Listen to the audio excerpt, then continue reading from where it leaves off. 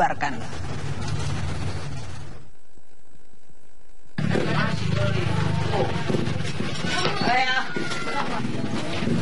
Masa orientasi siswa atau MOS untuk siswa baru masuk di Garut, Jawa Barat memakan korban. Kali ini seorang siswa baru yang sedang mengikuti kegiatan orientasi malah tenggelam di sungai. Korban bernama Fajri Fauzi, siswa yang baru masuk SMK Hikmah Garut, tenggelam setelah tak bisa berenang di Sungai Kereman yang berada di Kampung Kereman, Desa Maripari, Kecamatan Sukawening, Garut. Sebelum hilang, korban disuruh berenang menyeberangi sungai oleh seniornya. Melihat seniornya terbawa arus, korban pun mencoba menolong. Namun sayang, ketika seniornya tertolong, justru korban yang terseret derasnya arus sungai. Petugas Polri dan TNI hingga kini berusaha menyelam mencari korban. Sementara warga sekitar menyisir bantaran sungai agar Fajri bisa segera ditemukan. Pas lagi nyebrang berapa orang tadi? Berkelompok. Yang awalnya tenggelam berapa orang tadi? Satu orang aja yang hilang. Ya. Katanya ada 2 orang terus ditolong. Iya, sama kamu.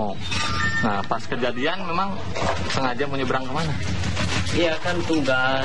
Tugasnya sebelah sana, kalau nggak bisa renang mah nggak apa-apa, di sisi aja. Di pinggir saja. Iya.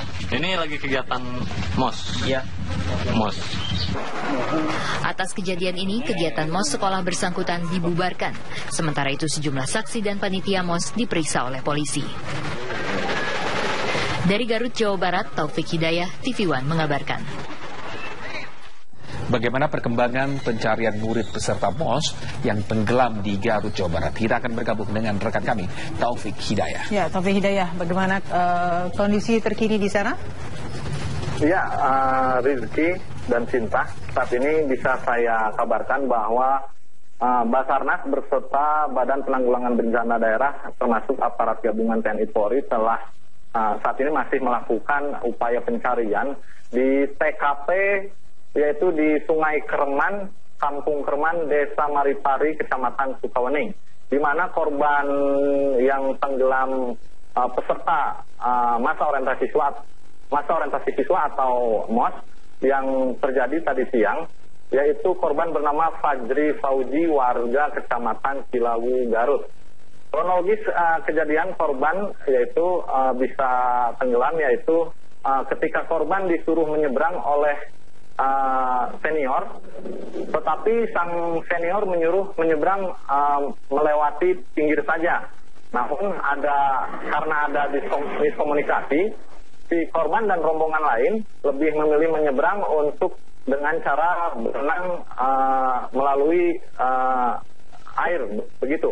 Kemudian arus sungai di sungai TKP Kereman tersebut memang arusnya masih tidak deras, akan tetapi si korban ini diduga terbawa arus ke cekungan di mana kedalaman mencapai 10 meter lebih. Sementara itu pihak Badan Penanggulangan Bencana Daerah akan terus berupaya melakukan pencarian hingga nanti malam, di mana korban diduga masih berada di sekitar TKP dan tidak terbawa arus hingga jauh. Demikian, Rizky. Baik, Taufik melaporkan langsung dari Garut, Jawa Barat. Semoga memang cepat ditemukan ya. Saya langsung ke Pak Ahyar sebagai pakar hukum pidana. Anda melihat temuan bercak darah di kamar Margaret yang dianggap Bang Hotman tidak dikonfirmasi ke kliennya, tapi dianggap Bang Deon karena itu tidak berkaitan dengan tindak pidana. Komentar Anda seperti apa, Pak Ahyar, mengenai temuan bercak darah di kamar Margaret yang tidak dikonfirmasi ke klien Bang Hotman Agustai? Iya, mungkin selama ini belum ada konfirmasi. Apakah itu merupakan teknik dari penyidik? Dengan jejak waktu sudah 1 bulan penuh? Iya, bisa saja. Mungkin dia ingin memastikan dulu ini darah manusia atau bukan. Kalau sekiranya sudah diketahui itu adalah darah manusia, seyogyanya lah untuk dikonfirmasi, baik terhadap Bu Margaret maupun terhadap Saudara Agus. Karena ini darah siapa? Dia tahu atau tidak? Tinggalkan dia menjawab tahu atau tidak. Agar hal ini tidak menimbulkan dugaan-dugaan atau bisa berkembang ke arah yang tidak fokus kepada masalah kasus. Oleh karena itu saya menghimbau Pak Kapolda, mungkin sudah saatnya sekarang untuk mengkonfirmasi kedua belah pihak. Saya yakin jangan-jangan itu sudah dilakukan, cuman belum dikeluarkan oleh pihak penyidik. Bisa saja. Alasannya? Ya mungkin untuk strategi penyidikan. Kalau diungkap ini nanti, ada nggak mungkin target-target yang akan ditanya nanti lebih lanjut kepada yang bersangkutan. Kalau udah dikeluarkan, tentu kan akan berkembang lagi opini di dalam masyarakat kita. Pak, darah itu sudah ditanyakan ke si Agus. Karena, ya, jadi darah itu sudah ditanya, Pak. Tapi yang ditanya hanya darah di kamar si Agus. Bukan di kamar Margaret? Bukan di kamar Margaret. Karena kalau ditanya darah di kamar Margaret, bakal mengarah TKP-nya di kamar Margaret. Padahal ada pihak-pihak yang ingin agar TKP-nya hanya di kamar Agus, agar hanya Agus tersangka.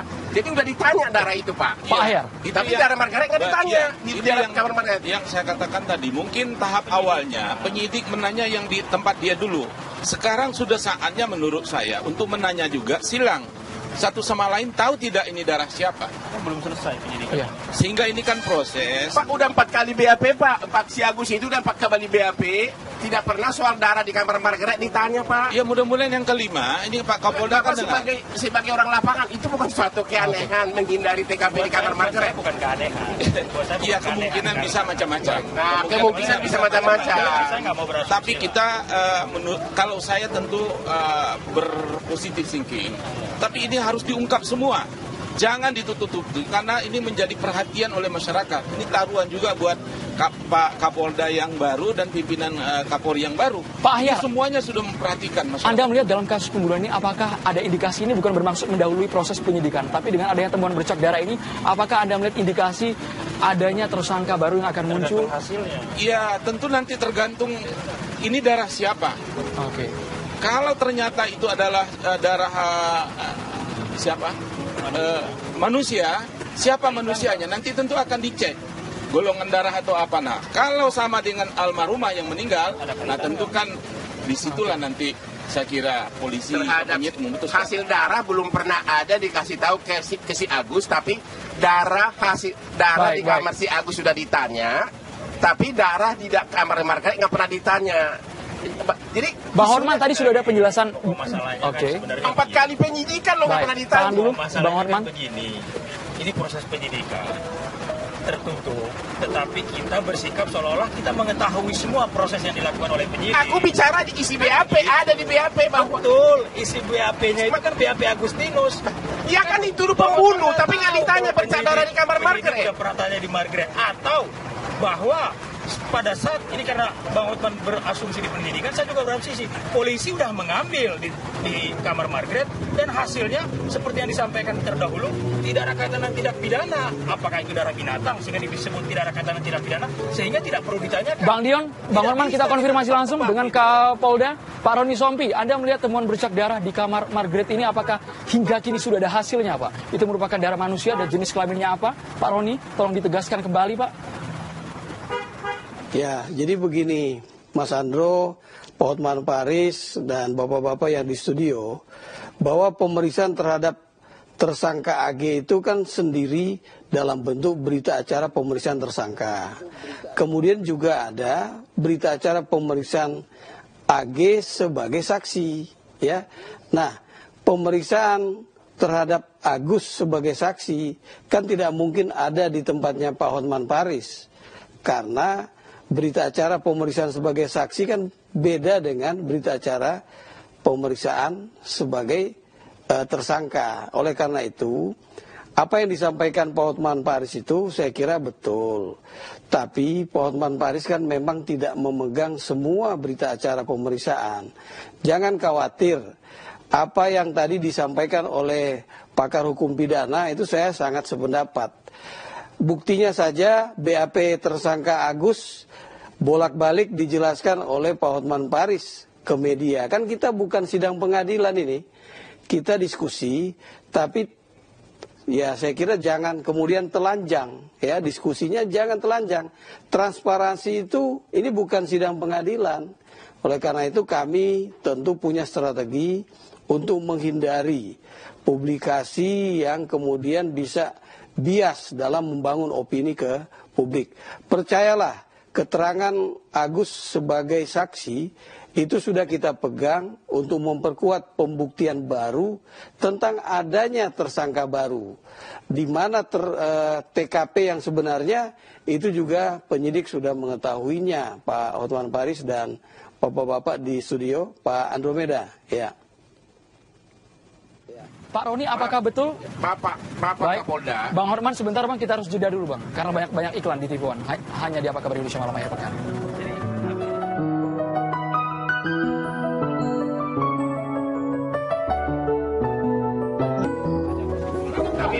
Baik, Bang. Bapak-bapak, kita langsung bergabung. Bang Hotman, Pak Ahyar, dan Bang Dion, kita langsung bergabung bersama Kapolda Irjen Pol Roni Sompi. Pak Roni, Anda tadi menegaskan bahwa adanya tersangka baru. Kita butuh konfirmasinya, Pak. Apakah betul hingga malam hari ini sudah mengantongi tersangka baru dari kepolisian, Pak? Ya, kita belum mengumumkan tentang penetapan tersangka baru. Karena kita masih ingin memastikan pembuktian itu semakin mendekati lengkap tentang adanya bukti yang cukup, ya.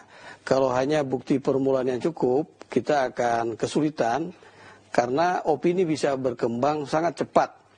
Oleh karena itu percayalah bahwa penetapan tersangka baru tinggal menunggu waktu saja. Pak Hotman Paris dan bapak-bapak di studio, percayalah bahwa penyidik Polda Bali sudah melakukan apa yang diharapkan sebenarnya oleh publik, ya. Namun demikian, kita tentu selalu mengacu kepada scientific investigation. Sebelum adanya bukti yang cukup, maka tentu apa yang akan kita lakukan ini akan mengalami hambatan. Apa yang sudah disampaikan ke publik itu merupakan bagian dari transparansi proses penyidikan, tapi tentu tidak harus telanjang. Kita harus menyadari bahwa Undang-Undang Keterbukaan Informasi Publik masih memberikan hak bagi penyidik untuk mengatakan bahwa informasi itu adalah informasi yang dikecualikan, sehingga tidak mungkin kami menjelaskan secara rinci. Begitu Mas Andromeda. Terima kasih banyak Pak Roni Sompi sudah bergabung bersama kami di Apa Kabar Indonesia Malam akhir pekan, Pak. Atas waktunya kami ucapkan terima kasih. Kita berharap dialog ini juga tidak berujung pada perdebatan. Bang Hotman, ke depan Anda mengharapkan bahwa dan silakan. Hanya satu kalimat, ya. Pada saat awal ditemukan 2 titik darah di kamar Margaret, kamar Agus. Tapi yang ditanya hanya di kamar Agus, agar TKP-nya hanya di kamar Agus. Kemudian pada tanggal 17 Juni, Agus ngaku bahwa TKP-nya di kamarnya Margaret. Di situ pun darah yang ditemukan di Margaret tidak ditanya kepada Agus. Padahal sudah diakui itu darah manusia. Kan ada kejanggalan total di sini. Sepertinya agar hanya TKP-nya itu hanya di kamar Agus. Padahal darah itu sama-sama ditemukan. Oke. Di 2 tempat. Bang Dion? Kalau saya, pertama, saya belum bisa menilai bahwa ada kejanggalan karena saya belum melihat seluruh berkas perkara. Karena ini kan penyidikan masih berjalan. Yang kedua, kami sangat berharap kepada Pak Kapolda bahwa penetapan seseorang sebagai tersangka betul-betul berdasarkan bukti yang sangat kuat, bukan berdasarkan tekanan publik. Karena yang kami lakukan adalah jangan sampai kita menghukum orang yang tidak bersalah. Karena dengan waktu yang sudah dijalankan oleh penyidik dan bukti-bukti yang sudah ditemukan, sampai sejauh ini kan klien kami belum dinyatakan sebagai tersangka. Karena itu kami berharap jangan sampai tekanan publik akhirnya mengalahkan teknik penyidikan, mengalahkan standar-standar penyidikan yang benar dalam menetapkan seorang tersangka, mengalahkan hukum, mengalahkan asas praduga tidak bersalah, dan jangan sampai kita memenjarakan orang yang tidak bersalah. Pak Ahyar? Iya, saya berharap bahwa kasus ini diungkap jika ada penyertaan, ungkap itu semuanya, buka alat buktinya semaksimal masih bisa dibuka. Jika dievaluasi BAP terhadap Agus ini masih kurang, apa yang dikemukakan oleh Bung Hotman tadi, itu bisa ditambah. Tidak ada salahnya berkali-kali kita membuat BAP agar dia lengkap, sehingga nanti tidak bolak-balik perkara dari pihak